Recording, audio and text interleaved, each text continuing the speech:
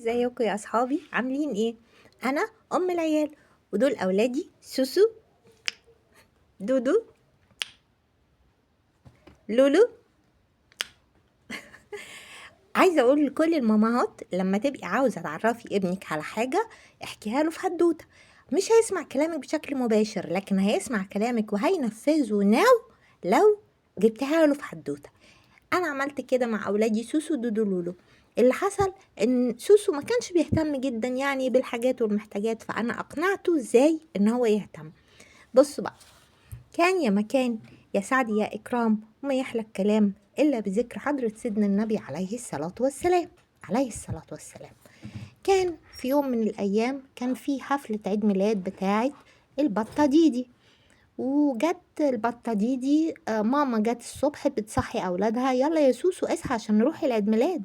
قال لها حاضر يا ماما، وقام نايم تاني. يلا يا لولو عشان نصحى للعيد ميلاد. قال لها حاضر يا ماما، وقام قايم دخل على الحمام على طول.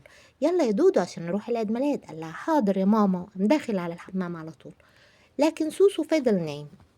ماما تقول له: يلا يا سوسو، يلا يا سوسو، يلا عشان نحضر عيد ميلاد حفلة ديدي. يقول لها ايه: حاضر يا ماما، وفضل نايم. ماما تعمل ايه؟ قامت ماما واخده دودو وواخده لولو، ومشيت تاتا تاتا وراحوا على حفلة العيد ميلاد. وفضل سوسو نايم في السرير، نايم في السرير، نايم في السرير، لحد لما صحي لوحده كده هوت. قام قايم واخد بعضه وقام ماشي. فضل يتمشى. مشي، خرج من البيت ولا غسل وشه ولا اتوضى ولا صلى ولا حتى غير الهدوم اللي كان نايم بيها.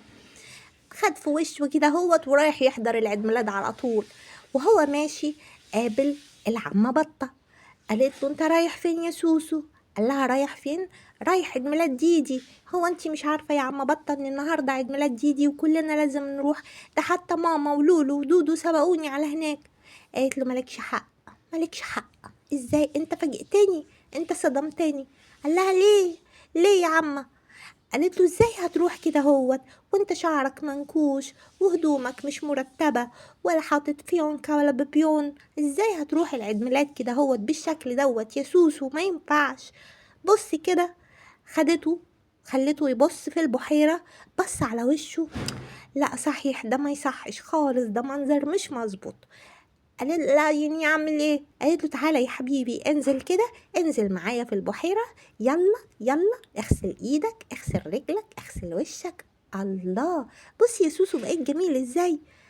بص بقى، بص كده على وش المية وشوف وشك. قال لها: الله، تسلم يا عم بطة، ايه الجمال دوت، ده انا صحيح بقيت حلو خالص.